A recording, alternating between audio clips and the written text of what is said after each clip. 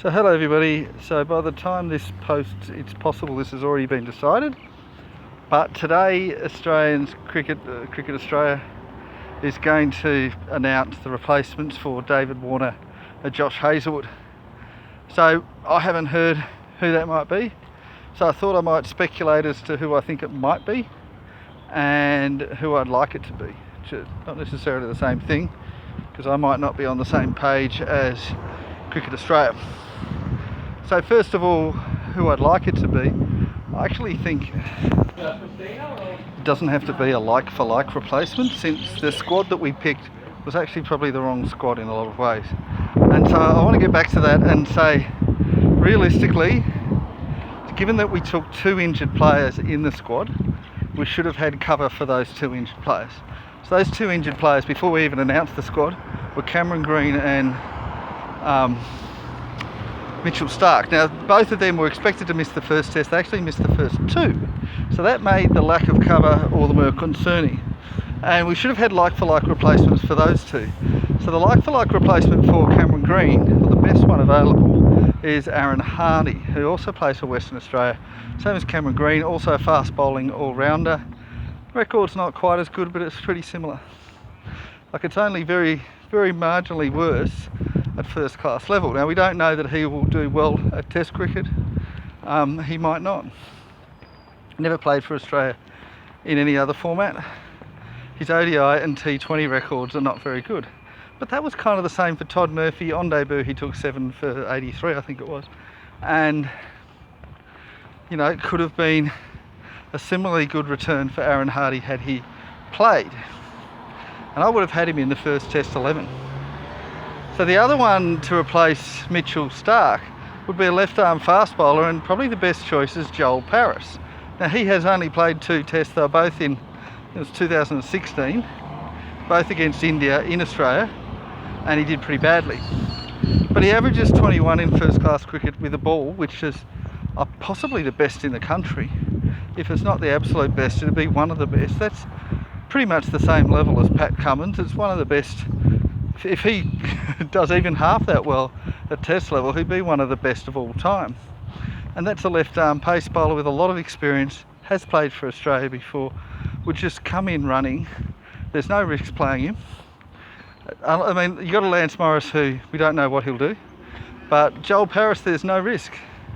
There's really very little risk. And, you know, I'm not guaranteeing that I would have had him in the first Test 11, because I think we've had issues with having Mitchell Starc in India, because when he bowls left-armed, his footmarks actually help out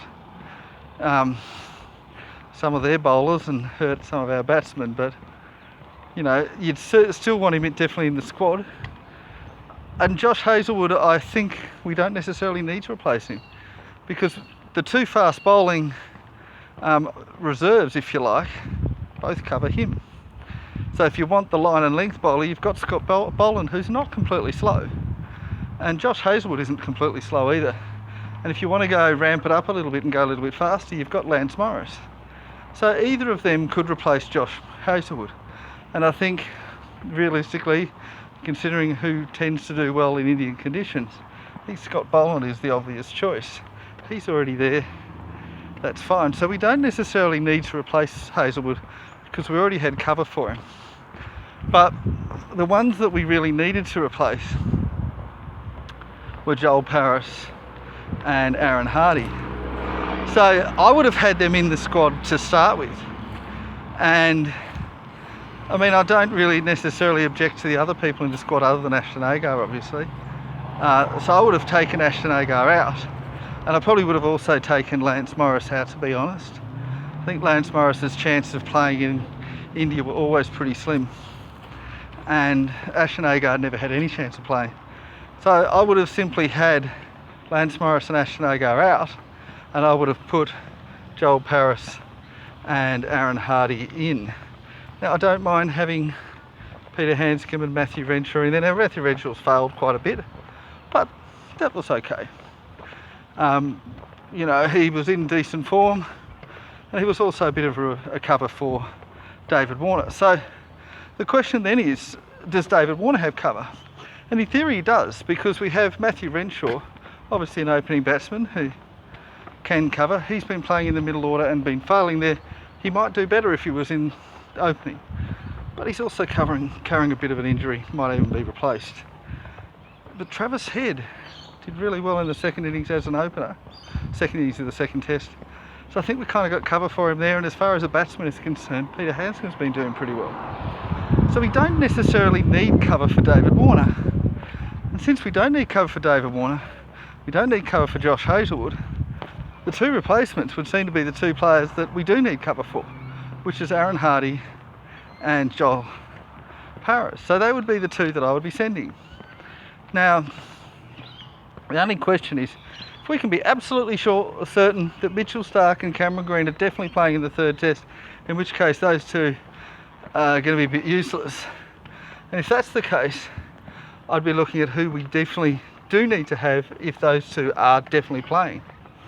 There's a lot of definites, but so who would we need the most? And I guess the question is, do we want to trust Marcus Harris again? So he's actually in pretty good form, but he's often batting at 3 or 4. So he's failed for Australia batting opening. I don't want to try him again as an opener, but we've already got that opening position covered with Travis Head.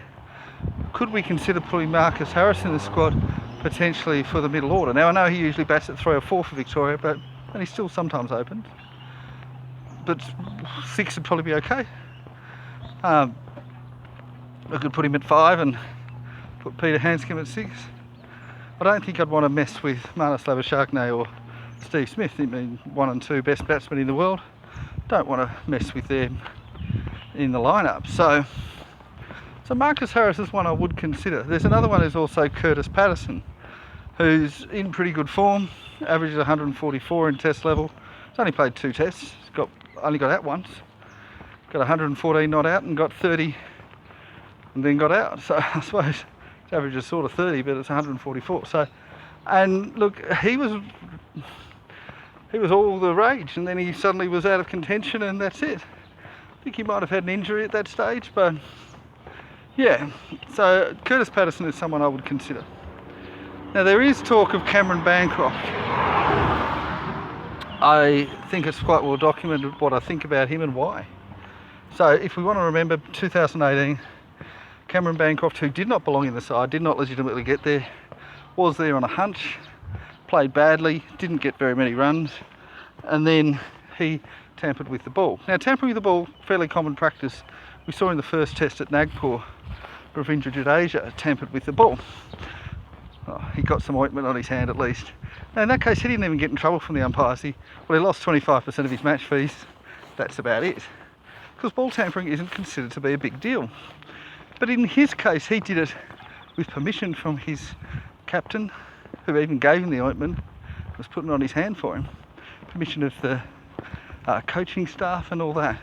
And that's how ball tampering normally does. And if that had been the case for Cameron Bancroft, it wouldn't have been a problem. But he did it on his own against the wishes of the team. And then he threw not just his captain but also his vice captain under the bus. So we lost Steve Smith and David Warner, created a lot of problems for a long time, and it's still creating problems. If we have him in the side, do I trust him? No, I don't trust him. Not only is his batting not good enough, but even if it was, I'm not trusting him. I'm not trusting him not to cause even more problems. We're in India, we're 2-0 down. If we end up 4-0 down, we might miss out on the World Test Championship final, depending on if Sri Lanka can manage to beat New Zealand in New Zealand 2-0. So we're sort of in a vulnerable position. People are feeling probably pretty negative. He would just be the absolute worst person you could put in that dressing room. Now, do I really think that he's going to be in there? It has been rumoured. Do I actually think so? No. I don't think that they will, but there's a possibility. I really hope that they won't. As for who they will pick to cover for Josh Hazelwood, again, if they were going to cover for those two, they should have already. The two, Starc and Green. So assuming that they're not, and they're going to put a like-for-like replacement, they might put Michael Neser. So he was almost in the team before. not the worst pick. And look, he's a little bit different to Josh Hazelwood, bats a bit better, probably doesn't bowl quite as well, not quite as fast. He's done pretty well for Australia, really. He wouldn't be the worst pick for the tour. In fact, I'd picked him at least in consideration, and he's fairly close to making the team. I actually think they will pick Marcus Harris, but I think they might pick Michael Neser. Now, again, this will depend on the injury status of the other two. So if there's any doubt at all on Stark and Green playing, even a small hint, I think that they have to at this stage send in Paris and Hardy. Whether they will, I don't think they will, but I'll be kind of angry if they don't. And I don't really think it's essential to send Marcus Harris at this stage, because we've got the batting covered. I think Marcus Harris can come in if Matthew Renshaw's sent home, but yeah, it's not an essential thing, and yeah, I think it's that. I think it'll be.